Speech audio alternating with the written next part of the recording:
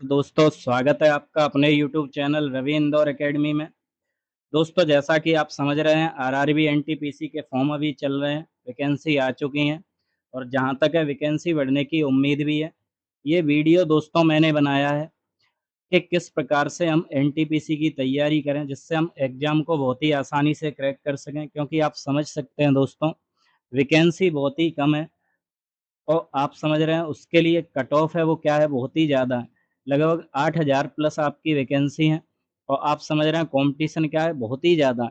तो हमको किस तरीके से कॉम्पिटिशन को क्लियर करते हुए चलना है, कैसे हम और बच्चों से आगे निकल सकते हैं, उसके लिए मैंने कुछ स्ट्रैटेजी आपके साथ शेयर करने की कोशिश की है दोस्तों। ये जो मैं आपको बता रहा हूँ रणनीति, ये मैंने खुद अपने जितने भी एग्ज़ाम क्रैक किए हैं, उन सारे एग्ज़ामों पे मैंने इसको अप्लाई किया है और जहाँ तक मैंने देखा है, इसका आपको बहुत अच्छा रिज़ल्ट मिलता है।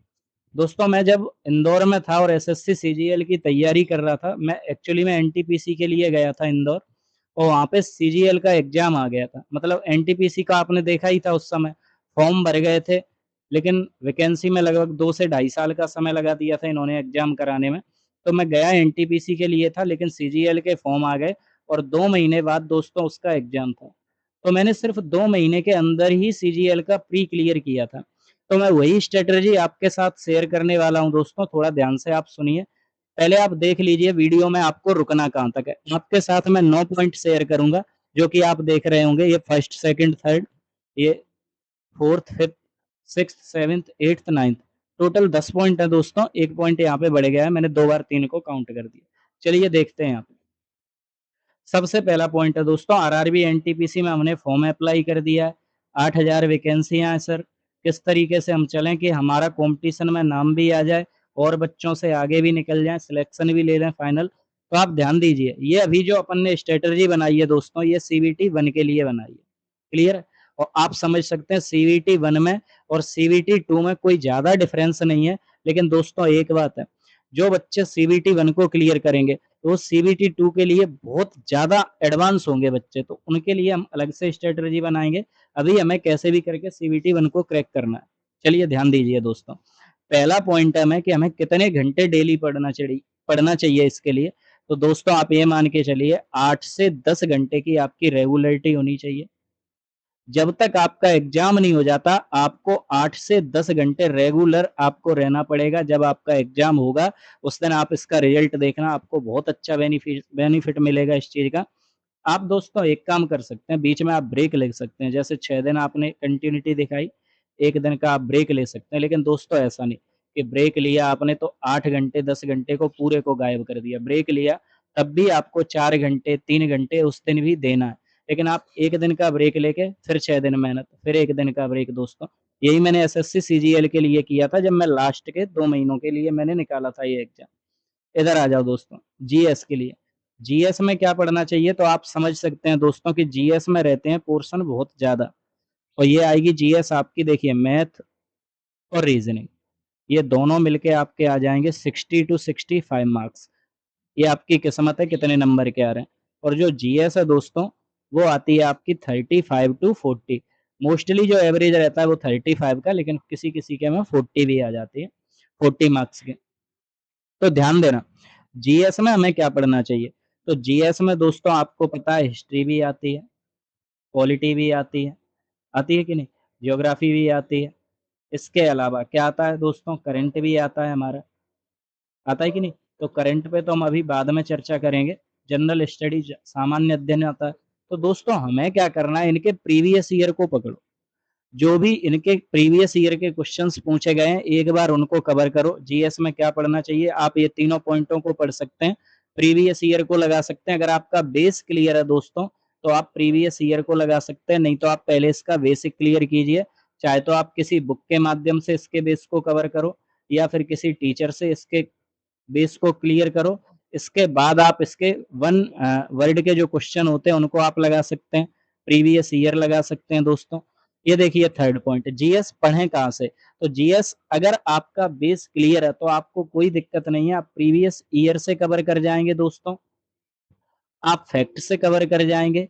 लेकिन अगर आपकी जीएस क्लियर नहीं है पहले से, तो आपको दोस्तों क्या करना पड़ेगा, किसी एक बुक को पकड़ लो, किसी भी टीचर की बुक को एक को पकड़ लो, उससे आप लगाना चालू कर दो, जीएस को पढ़ना चालू कर दो, या किसी एक टीचर से आप पढ़ना चालू कर दो दोस्तों। इसके साथ-साथ आप क्या करते जाओ, प्रीवियस ईयर लगाते जाओ, फैक्ट लगाते जाओ, और वन वर्ड के जितने भी क्वेश्चन कर सकते हैं आप, उतने क्वेश्चनों को यूट्यूब के माध्यम से आप सॉल्व कर सकते हैं। इससे दोस्तों आपका जो रिजल्ट है वो बहुत ज़्यादा स्ट्रॉन्ग हो जाएगा, देखते रहना। यहाँ पर देखो करंट अफेयर कहाँ से तैयारी करें दोस्तों। जब मैं तैयारी करता था उस समय मेरे लिए भी ये बहुत टफ क्वेश्चन था कि करंट अफेयर को तैयार कहाँ से करें। तो मैंने क्या किया था दोस्तों, जैसे अभी आप देख रहे हैं, एक तो करंट अफेयर्स का हमें ये नहीं पता कि ये कब तक का पूछा जाएगा। अगर हमें ये पता हो कि ये 5 महीने का पूछा जाएगा, 6 महीने का पूछा जाएगा, या हमें पता चला कि 1 साल का पूछा जाएगा, तो दोस्तों हम इसको बहुत ही आसानी से क्लियर कर सकते हैं। लेकिन समस्या ये है कि हमें ये पता नहीं है कि करंट अफेयर्स है जो, वो हमसे कहाँ तक का पूछा जाएगा। तो हम क्या करेंगे दोस्तों, ध्यान देना।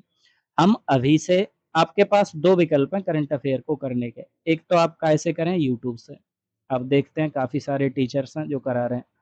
एक दूसरा आप क्या कर सकते हैं, बुक ले सकते हैं करंट अफेयर्स की, 6 मंथ्स की ईयरली, उससे आप क्लियर कर सकते हैं। मुझे जो दोस्तों अच्छा तरीका लगता है वो डेली टू डेली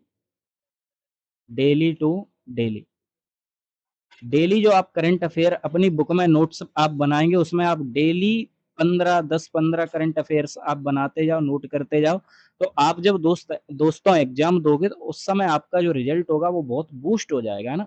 कैसे हो जाएगा, जब आप एक दिन में 15 क्वेश्चन लिख रहे हैं और उन्हीं 15 क्वेश्चंस को आप पर डे लिखते हुए जा रहे हैं 6 महीने तक, तो आपकी जो बेसिक चीज है, जैसे इस कंट्री की मुद्रा क्या है, यहाँ की राजधानी क्या है, ये बेसिक से पॉइंट क्लियर होते जाते हैं।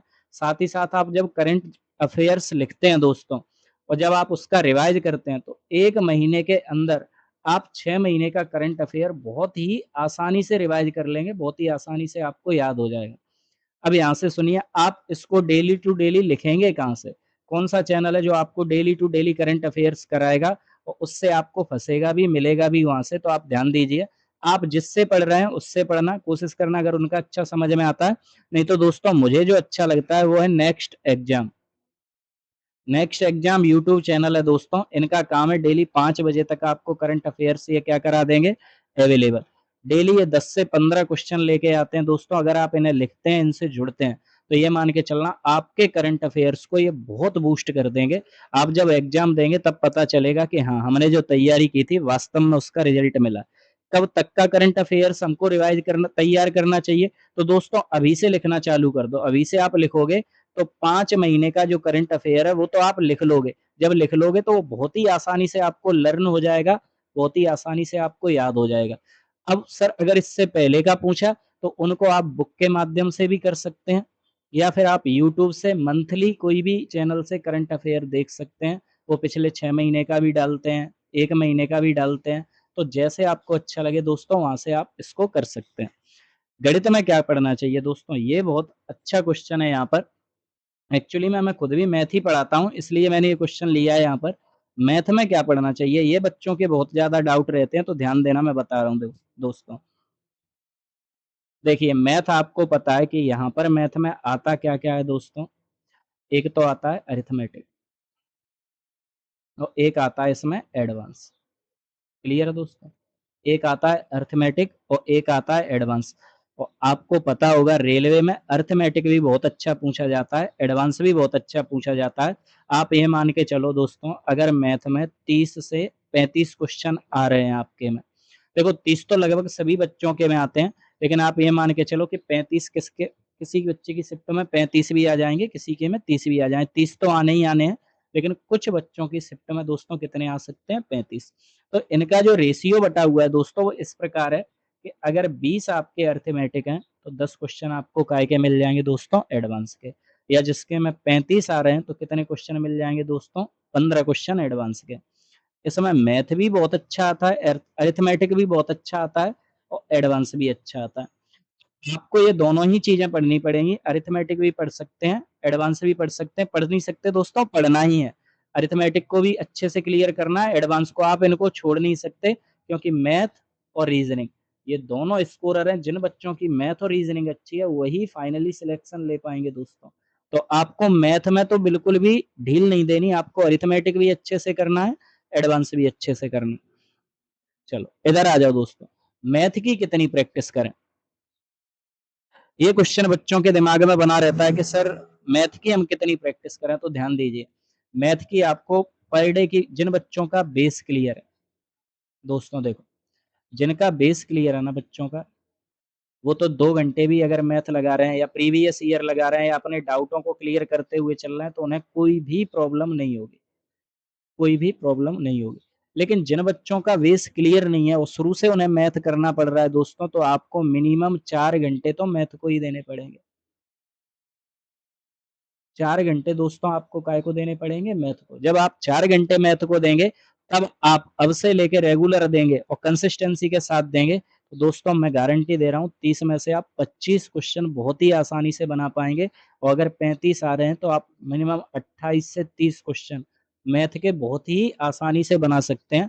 बस आपको 4 घंटे की कंसिस्टेंसी, रेगुलरिटी रखनी है मैथ की। मैथ किससे पढ़ें? तो दोस्तों जिस भी टीचर का मैथ आपकी समझ में आता है, आप उसी शिक्षक से मैथ पढ़िए। सभी टीचर्स बहुत अच्छा पढ़ाते हैं। बाकी का मैं आपकी क्या मदद करूंगा दोस्तों, तो मैं पर डे आपके लिए मैथ के टॉप 5 क्वेश्चन लेके आता हूं, जो आरआरबी एनटीपीसी में पूछे गए हैं। इसके अलावा वो प्रीवियस ईयर के भी क्वेश्चन रहते हैं दोस्तों, अभी कुछ वीडियो पड़ी हुई हैं, आप जाकर देख सकते हैं। टॉप 5 क्वेश्चन है, प्रीवियस ईयर के क्वेश्चन है, और ऐसे क्वेश्चन है दोस्तों जो कंटिन्यू पूछे जा रहे हैं, जो कैसे हैं दोस्तों, कंटिन्यू है, लगातार है, कंजिक्यूटिव है, बार बार उन्हीं क्वेश्चंस का रिपीटेशन हो रहा है। ऐसे में टॉप 5 क्वेश्चन पर डे आपके लिए डाल रहा हूं दोस्तों, तो समय निकालें, उनको टॉप 5 क्वेश्चंस को पर डे आप देखें। इससे क्या है, आपका जो मैथ स्कोर है दोस्तों, वो बूस्ट हो जाएगा। मान के चलो आपने, आपके में क्लास में आए 35 क्वेश्चन, या मान के चलो दोस्तों आपकी क्लास में आए 30 क्वेश्चन, तो क्या होगा, आपको पढ़े पढ़ाए क्वेश्चंस में से ही 20 से 22 क्वेश्चन मिल जाएंगे। आप प्रीवियस ईयर के जो क्वेश्चन लगाएंगे दोस्तों, उसी से आपको लगभग 22 क्वेश्चन मिल जाएंगे। तो आप बहुत ही आसानी से अपने स्कोर को क्या कर पाएंगे, बूस्ट। पहला तरीका, मैथ को कितनी प्रैक्टिस करें, डेली 4 घंटे दीजिए। अगर आपका बेसिक क्लियर नहीं है, बेसिक क्लियर है तो आप 2 से ढाई घंटे में भी चीजों को कवर कर सकते हैं। दूसरा, मैथ किससे पढ़ें, किसी भी टीचर से आप मैथ पढ़ सकते हैं। मैं क्या कराऊंगा, टॉप 5 क्वेश्चन दूंगा, पर डे दूंगा, रेगुलर रखूंगा।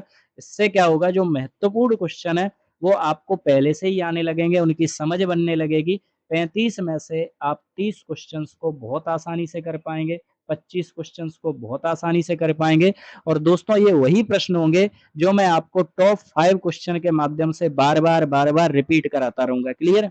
रीजनिंग को कैसे पढ़ें, तो दोस्तों रीजनिंग के लिए कोई भी एक बुक लगा लो आप, प्रीवियस ईयर के क्वेश्चन लगा लो आप, तब भी आप रीजनिंग को कर पाओगे। या फिर प्रीवियस ईयर के क्वेश्चन लगा लो, किसी एक टीचर से पढ़ लो जो यूट्यूब पर आपको पढ़ाता हो, बहुत आसानी से आप रीजनिंग के सारे क्वेश्चनों को बना पाएंगे।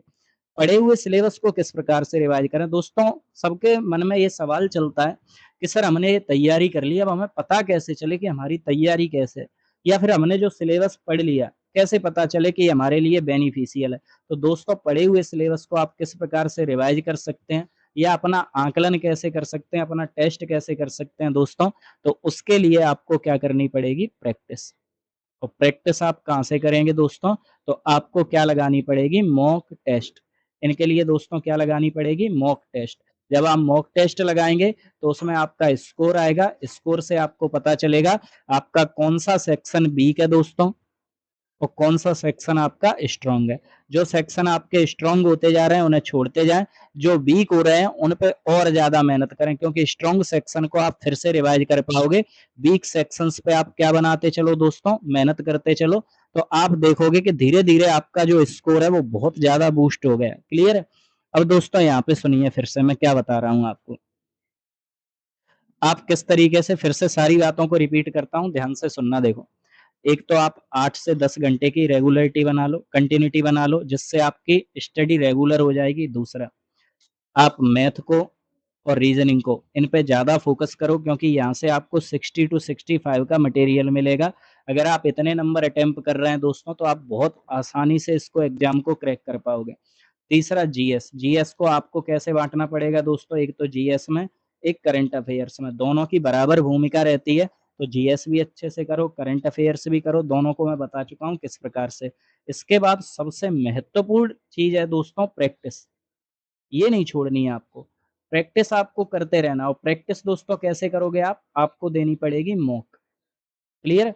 मॉक कितनी दें सर? तो मॉक सिर्फ़ आपको देनी है 1 मॉक 1 दिन में, लेकिन उसका दोस्तों आपको क्या करना है, आकलन करना है कि आपने जो मॉक दी है, उसमें कौन-सा सब्जेक्ट आपका वीक है, कौन-सा सब्जेक्ट आपका स्ट्रॉन्ग है। जो वीक है उस पे मेहनत करो, जो स्ट्रॉन्ग है उसको थोड़ा-सा कम कर दो, उस पे मेहनत आप कैसी करो? कम। जो वीक सेक्शन है उस पे ज़्यादा मेहनत करो आप। ठीक है दोस्तों, मिलते हैं ऐसी अगली वीडियो में जो आपके लिए बेनिफिशियल होगी।